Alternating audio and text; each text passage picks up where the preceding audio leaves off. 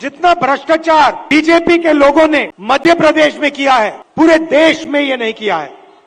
BJP ने पैसा चोरी किया। व्यापम स्कैम को आप सब जानते हो। 1 करोड़ युवाओं को इन्होंने नुकसान पहुंचाया। एमबीबीएस की सीट्स बेची जाती हैं और पेपर लीक किए जाते हैं। ये इनका राज है। जहां भी ये जाते हैं नफरत फैलाते हैं, गुस्सा पैदा करते हैं। मैंने मीडिया की बात की, मीडिया वाले हमारी मीटिंग तो दिखाएंगे नहीं। मोदी जी का चेहरा 24 घंटा दिखेगा, शिवराज जी का चेहरा 24 घंटा दिखेगा। क्यों?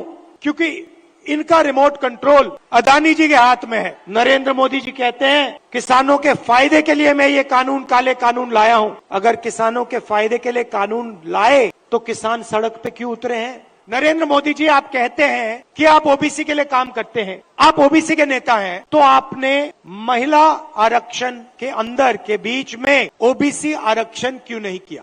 बीजेपी के लोग कांपने लग जाते हैं, नरेंद्र मोदी जी भाग जाते हैं, अमित शाह जी कुछ और कहते हैं, हिंदू मुस्लिम कहेंगे, नफरत फैलाने की कोशिश करेंगे। नरेंद्र मोदी जी ओबीसी की सरकार नहीं चलाते हैं। नरेंद्र मोदी जी का काम जो आरएसएस ने उनको दिया है, आपका ध्यान इधर उधर करने का है, नफरत फैलाने का है, हिंसा फैलाने का है।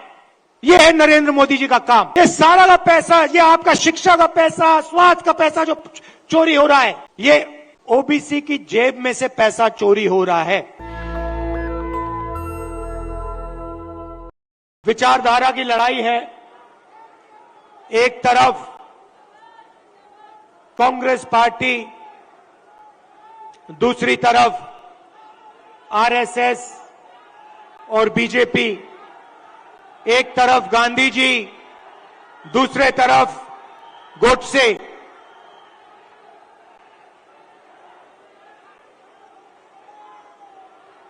ये भैया इनको दिखाई नहीं दे रहा है। भैया प्रेस वाले थोड़े नीचे हो जाएं तो लोगों को दिखे।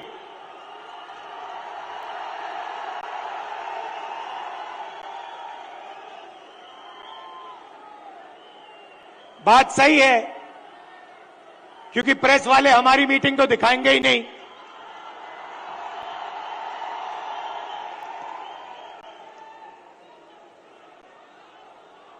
तो एक तरफ गांधी जी, दूसरी तरफ गोडसे। एक तरफ नफरत और हिंसा, अहंकार, और दूसरी तरफ मोहब्बत, आदर, भाईचारा।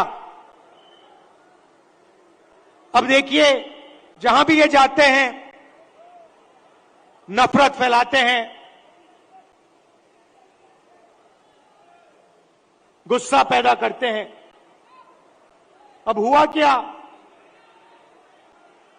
अब मध्य प्रदेश में, मध्य प्रदेश का युवा, मध्य प्रदेश का किसान इनसे नफरत करने लग गया है। जो उन्होंने जनता के साथ किया, अब जनता उनके साथ कर रही है। और इसीलिए हमने ये 7 यात्राएं, जन आक्रोश यात्राएं मध्य प्रदेश में निकाली हैं। इससे पहले भारत जोड़ो यात्रा में कन्याकुमारी से हम कश्मीर तक चले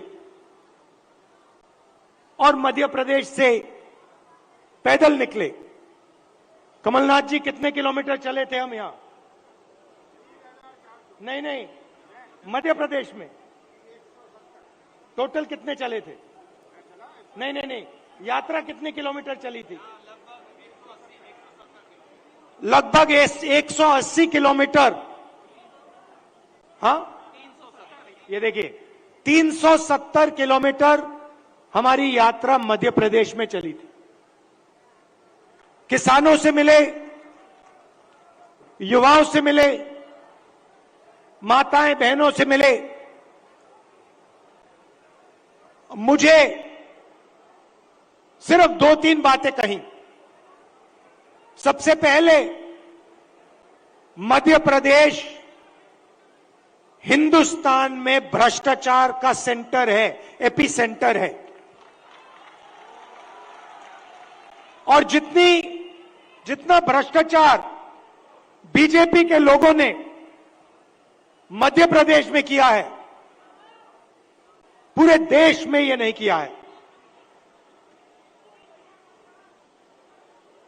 बच्चों के फंड्स, मिड डे मील के फंड्स, स्कूल यूनिफॉर्म के फंड्स चोरी किए।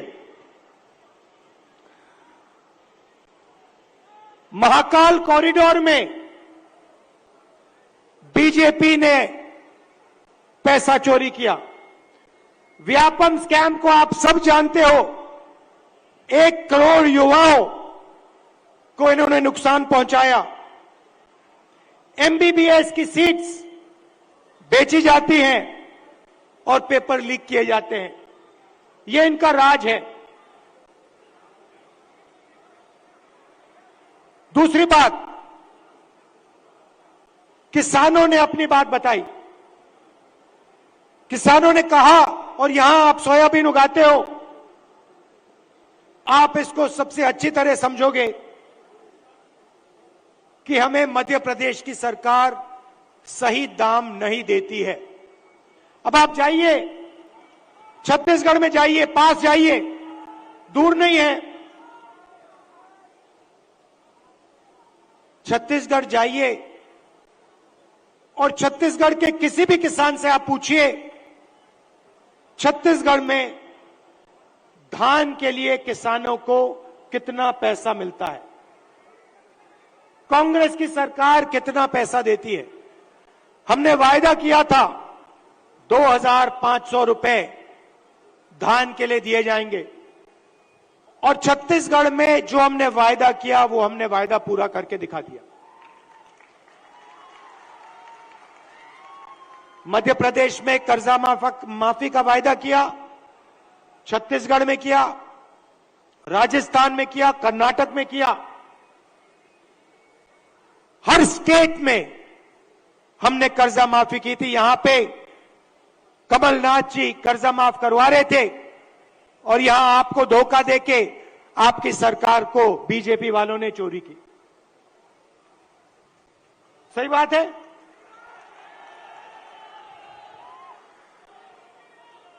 भाई और बहनों, 18,000 किसानों ने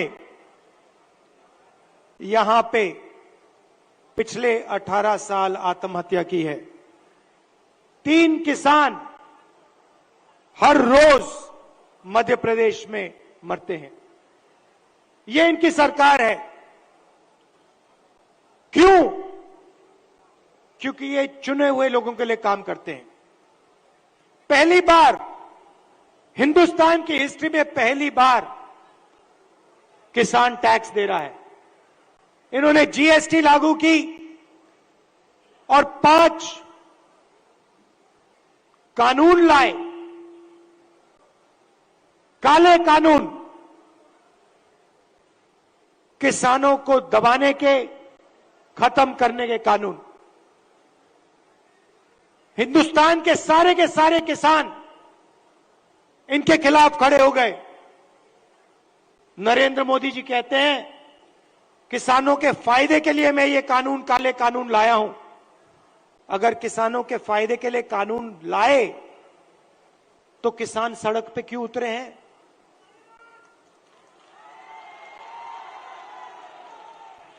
नरेंद्र मोदी जी कहना चाहते थे कि किसानों को कोई समझ नहीं है, किसान अपने हित को नहीं जानते। नरेंद्र मोदी कहना चाहते थे कि हिंदुस्तान के 2-3 अरबपति अदानी जी किसान को फायदा पहुंचाने के लिए काम करते हैं। भाइयों और बहनों, आप कर्नाटक जाइए, राजस्थान जाइए, छत्तीसगढ़ जाइए, हिमाचल जाइए, हमारी सरकारें गरीबों के लिए, कमजोर लोगों के लिए काम करती हैं। कर्नाटक में हमने 5 गारंटी दी, गरीबों के लिए, महिलाओं के लिए, किसानों के लिए। आप जाइए, कर्नाटक में जाइए, कर्नाटक की महिलाएं बस में जाने के लिए 1 रुपया नहीं देती हैं, मुफ्त में घूमती हैं। कहीं भी जाना हो कर्नाटक में, कहीं कर्नाटक की महिलाएं फ्री में जाती हैं। हर महीने उनके बैंक अकाउंट में सीधा पैसा आता है, सरकार पैसा देती है। छत्तीसगढ़ में जाइए, किसानों का कर्जा माफ किया, किसानों को सही दाम दिलवाते हैं। राजस्थान में जाइए, स्वास्थ्य के बारे में पूछिए, मुफ्त में वहां पे दवाई मिलती है। 15 लाख रुपए का वहां पे फ्री में इलाज होता है।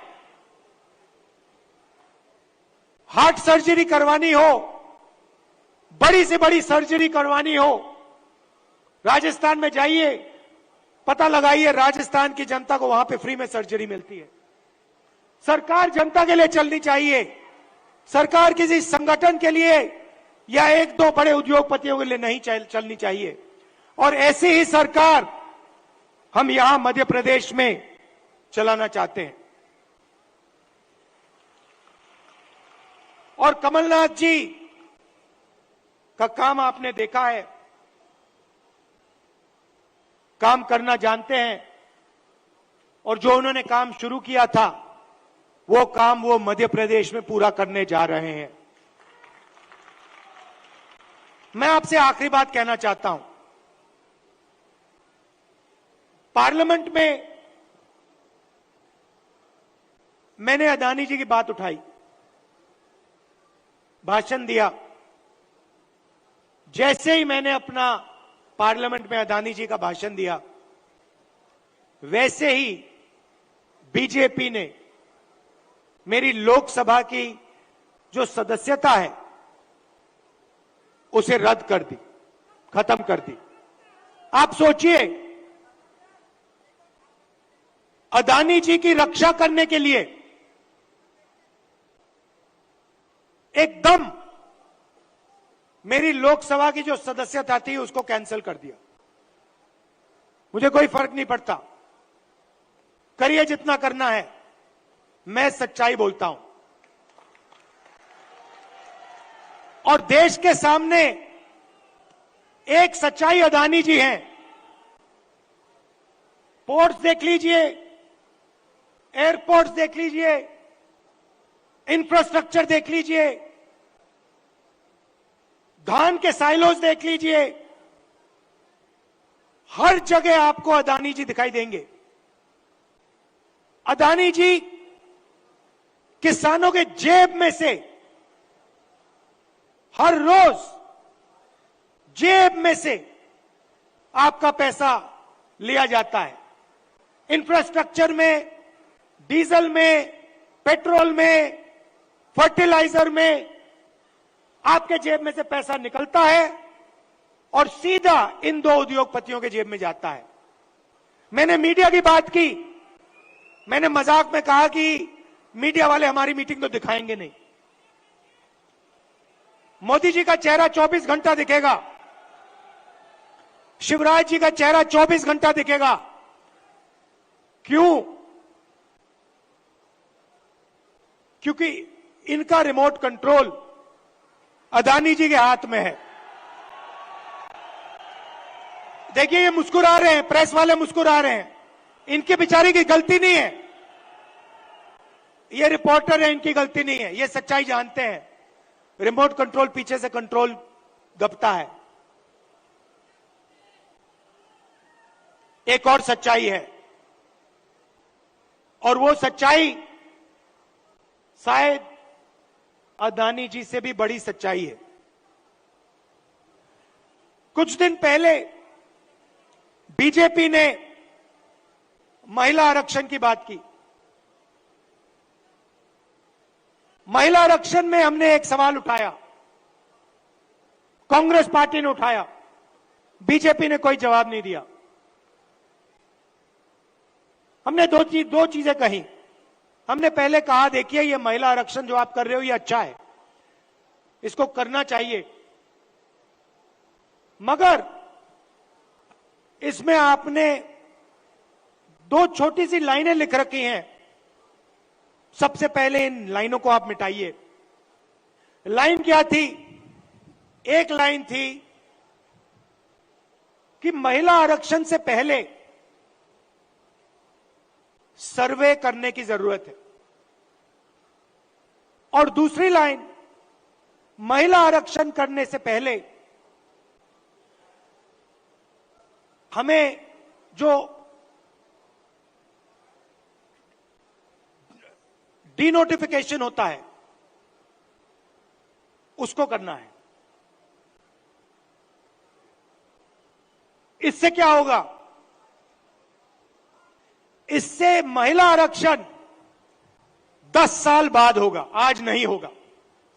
तो हमने कहा पहले ये दो लाइनों को आप बदलिए, और उसके बाद हमने और भी गहरी चीज कही और सवाल पूछा कि महिला आरक्षण में ओबीसी आरक्षण क्यों नहीं है।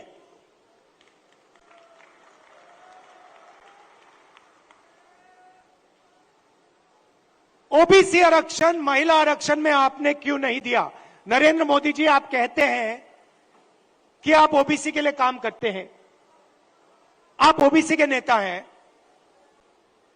तो आपने महिला आरक्षण के अंदर के बीच में ओबीसी आरक्षण क्यों नहीं किया?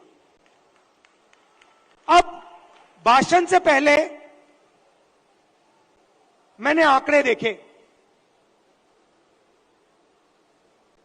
और मैं हैरान हो गया। भाइयों और बहनों, नरेंद्र मोदी कहते हैं कि बीजेपी में ओबीसी के एमएलए और एमपी हैं। सबसे पहले कांग्रेस के तीन चीफ मिनिस्टर ओबीसी हैं, ये याद रखिए आप। हमारी 4 सरकारें हैं, 3 हमारे ओबीसी चीफ मिनिस्टर हैं। दूसरी बात, आप पार्लियामेंट में, विधानसभा में चले जाइए और बीजेपी के किसी भी एमएलए से पूछ लीजिए, एमपी से पूछ लीजिए, आपसे कुछ पूछा जाता है क्या? जब कानून बनाए जाते हैं आपसे कुछ पूछा जाता है? आपको कहेंगे भैया हमारे से कुछ कोई नहीं पूछता। कानून आरएसएस वाले लोग बनाते हैं, कानून अफसर बनाते हैं, कानून बीजेपी के एमएलए और एमपी नहीं बनाते। सच्चाई भाइयों और बहनों एक और है। सच्चाई यह है कि हिंदुस्तान को 90 अफसर चलाते हैं। कैबिनेट सेक्रेटरी और secretary of government of India Hindustan की सरकार को चलाते हैं। 90 लोग ये कानून बनाते हैं, ये निर्णय लेते हैं पैसा किधर जाएगा, कितना पैसा कहां जाता है। अब मैं आपसे सवाल पूछना चाहता हूं, बीजेपी के 10 साल से सरकार है, 90 अफसर सेक्रेटरी हिंदुस्तान को चलाते हैं। मैं हिंदुस्तान के सब ओबीसी से पूछना चाहता हूं, नरेंद्र मोदी जी कहते हैं आपकी भागीदारी है हिंदुस्तान की सरकार में, मध्य प्रदेश की सरकार में। आप मुझे बता दो, इन 90 अफसरों में से ओबीसी कितने हैं?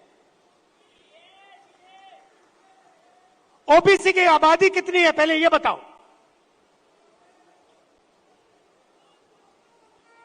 कितनी आबादी है ओबीसी की हिंदुस्तान में? देखो, कोई जवाब नहीं दे सकता, कोई जवाब नहीं दे सकता। क्यों?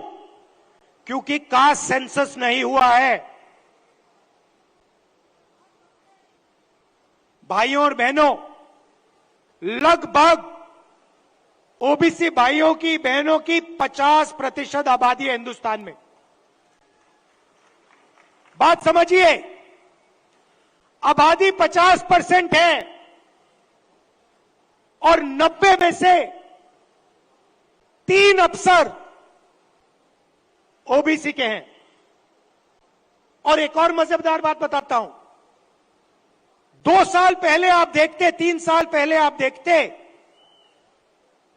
तो हिंदुस्तान की सरकार में, नरेंद्र मोदी जी की सरकार में 90 में से 0 अफसर ओबीसी से थे।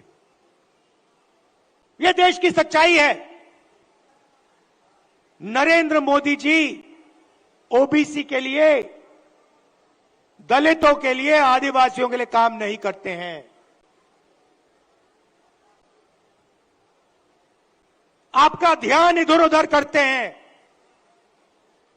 दूसरा सवाल आपसे पूछता हूं, हिंदुस्तान की सरकार का बजट लाखों करोड़ रुपए का बजट है। मैं आपसे पूछता हूं, ये जो 3 ओबीसी अफसर हैं, इनकी भागीदारी कितनी है? ये बजट पे कितने रुपए पर निर्णय लेते हैं, मुझे बता दो। मैं आपको बताता हूं, तकरीबन 45 लाख करोड़ रुपए का बजट है। आप मुझे बताओ, ओबीसी अफसर कितने रुपए पर निर्णय लेते हैं, मुझे बता दो। नरेंद्र मोदी जी की ओबीसी की सरकार है, सब शांत, किसी को नहीं मालूम। क्यों? ये आपको नहीं बताना चाहते हैं। आपकी सच्चाई आपको नहीं बताना चाहते। सच्चाई भाइयों और बहनों ये है कि हिंदुस्तान के पूरे बजट में 5% की भागीदारी ओबीसी के अफसरों के हाथ में है। ओबीसी अफसर 3 हैं 90 में से, और 5% बजट को कंट्रोल करते हैं। यह है नरेंद्र मोदी जी का काम। नरेंद्र मोदी जी ओबीसी की सरकार नहीं चलाते हैं। नरेंद्र मोदी जी का काम, जो आरएसएस ने उनको दिया है, आपका ध्यान इधर उधर करने का है, नफरत फैलाने का है, हिंसा फैलाने का है। अगर सचमुच में नरेंद्र मोदी जी ओबीसी के लिए काम करते थे, तो 90 में से 3 अफसर ओबीसी के कैसे हैं? 3-4 साल पहले एक भी अफसर नहीं था ओबीसी का। हिंदुस्तान को तो ये चलाते हैं। शिक्षा में कितना पैसा जाएगा, स्वास्थ्य में कितना पैसा जाएगा, नरेगा कैसे बनेगा, भोजन का अधिकार कैसे डिजाइन होगा, ये तो इन अफसर निर्णय लेते हैं। भाइयों और बहनों, ओबीसी की सरकार नहीं है। और देखिए, जैसे ही मैं ये बात कहता हूं, आप नोट करना, आज मैंने यहां खुले में यह बात बोली है, ये सारे के सारे टीवी कैमरा बंद हो जाएंगे।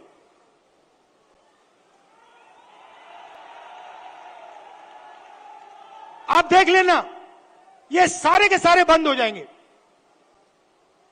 क्योंकि जो सच्चाई है देश की, कि ये जो सारी की सारी लूट हो रही है, ये व्यापम स्कैम जो है, ये सारा का पैसा, ये आपका शिक्षा का पैसा, स्वास्थ्य का पैसा जो चोरी हो रहा है, ये ओबीसी की जेब में से पैसा चोरी हो रहा है।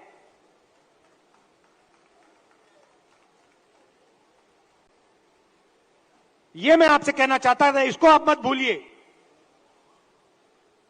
सबसे जरूरी चीज,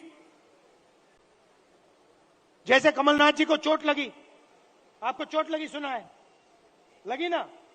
कमलनाथ जी यात्रा में निकले, रथ पे, रथ के कोने पे खड़े थे,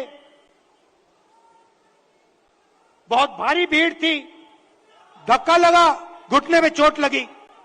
कमलनाथ जी जैसे ही आप अस्पताल गए, पहला काम क्या हुआ? डॉक्टर ने पहला काम क्या किया, बताइए?